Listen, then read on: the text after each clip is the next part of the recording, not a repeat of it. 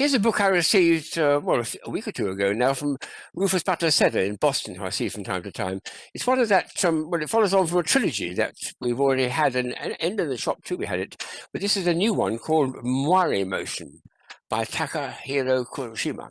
It's one of these wonderful things where when you see the book inside, there's not very much to look at. It's just bizarre pictures. But when you put the screen on Moiré pictures, you get the most wonderful effects. So I'll just put it on the table and see if we can get the best viewing of this extraordinary book.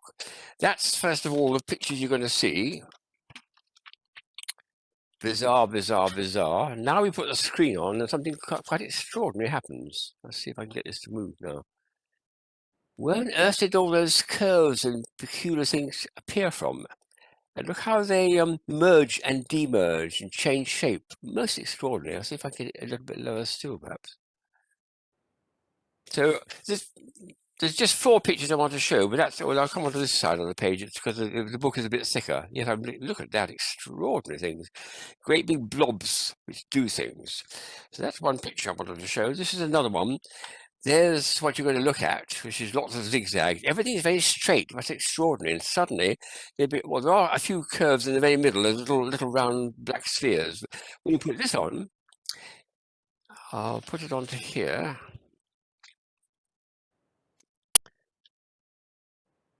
I'll see if I can move really slowly.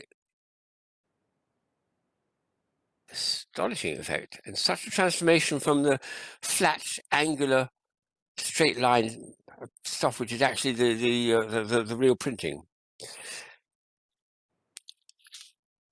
How on earth can it turn into it? But it does. There's just 2 more to show. This one is a good one.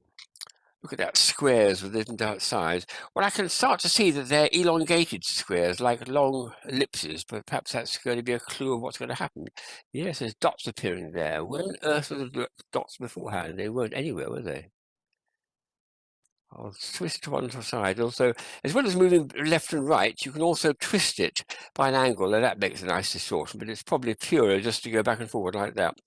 I'm seeing things zigzagging up, and oh yes, look, there's little marbles rush up and down in between the oscillating field. Very strange. Very, very strange. And the last one to show of this little series is this one here. Is this, I think it's this one. Look at that. Nothing there. Nothing there to see, really. Put this on and wow, what happens here? Look. This is, oh, look, get rid of that highlight there. I don't want that highlight.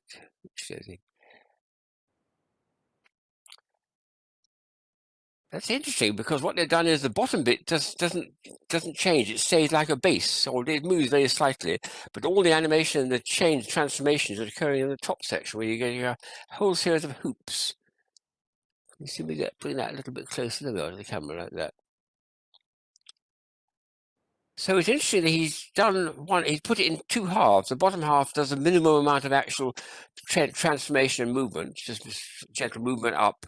But the top bit really goes to town and does the most astonishing transformation into a whole series of beautiful arcs, circular arcs and things. So it's a fantastic book. There's about 40 pages or so in it, and every single page is a complete surprise when you put the Moiré screen on top of it, and it's a lot of fun. I've gone through several of them over and over again because I can't believe my eyes properly. So can you believe yours?